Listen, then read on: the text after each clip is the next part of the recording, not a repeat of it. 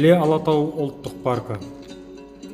Іле Алатауы мемлекеттік ұлттық табиғи паркі Іле Алатауының әсем ландшафттарын қорғау, өсімдік жамылғысы мен жануарлар әлемін сақтау, туризмді дамыту мақсатында ұйымдастырылған.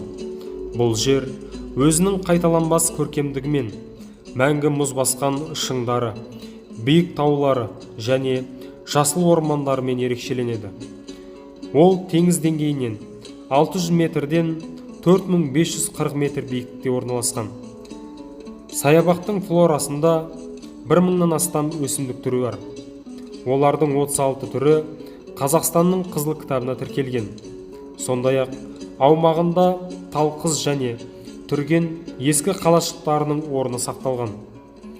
Бутаков сарқырамасы, реликті мүк басқан шың түрген шыршалары да табиғат ескерткіштері болып саналады.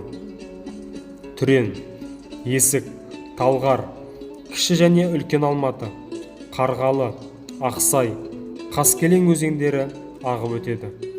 Үлкен Алматы өзенінің су алабында орналасқан радонды Алмарасан және кремнийлі термальды Горельники мен Таутүрен бастаулары бар.